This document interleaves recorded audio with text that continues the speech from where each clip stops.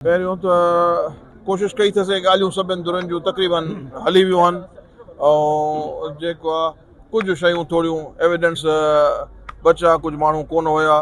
ऐं कुझु जेको आहे उनजे करे हिकिड़ो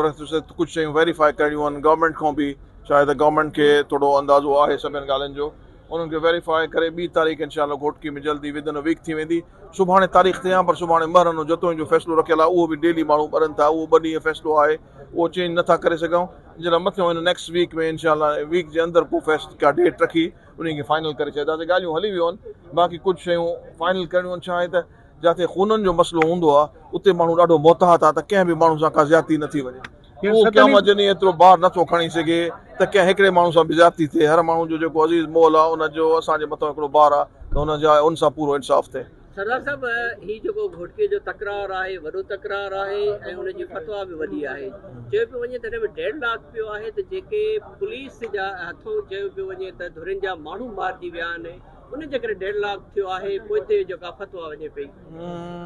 उन में असांखे थोरो वेरिफिकेशन करणी आहे। मां उनजी डिटेल में नथो वञा जॾहिं फतवा ॾिनीसीं उनजो डिटेल तव्हांखे उन ॾींहुं ॾींदासीं। उन में कुझु माण्हुनि खां बि वेरीफाई करिणो आहे कुझु पुलिस गवर्नमेंट खां बि करिणो आहे छा त उन्हनि ऑपरेशन कया आहिनि उनखे बि अंदाज़ो आहे सभिनि ॻाल्हियुनि जो तो इहा ॻाल्हि मां का फाइनल नथो करे सघां। इंशाल्लाह जेको आहे सो जल्दी तव्हांखे का चङी न्यूज़ मिलंदी। सुभाणे कयूं आहे पर सुभाणे वरी हे 2 फ़ैसिला रखियल आहिनि इहे बि तमामु ज़रूरी आहिनि। इन जे लाइ ख़ुदा कंदो त जेके सिर्फ़ु इहे न पर जेके बि इहे मसइला आहिनि इनखे हल कंदासीं। अच्छा समूरे धुरनि जो ॻाल्हियूं बि ॿुधियूं आहिनि ऐं जेको आहे सो अॼु पुछा बि थी आहे केतिरा क़त्ल थियल आहिनि इंसान आहिनि समूरे टोटल काफ़ी माण्हू आहिनि हाणे मां टोटल न कयो आहे सभिनि जो पर जेको आहे सो काफ़ी आहिनि पर असां सभई तक़रीबन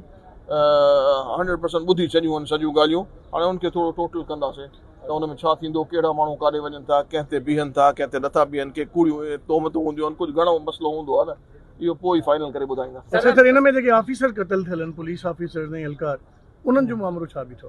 पुलिस ऑफिसर्स त हाणे गवर्नमेंट उनखे टैकल कंदी या जंहिं माण्हू न हक़ कयो आहे उनखे या त वारिस उनजा बख़्शनि या गवर्नमेंट जी कार्रवाई थींदी को गवर्नमेंट जे ऑपरेशन सां को ख़ानगी माण्हू जो वास्तो कोन्हे।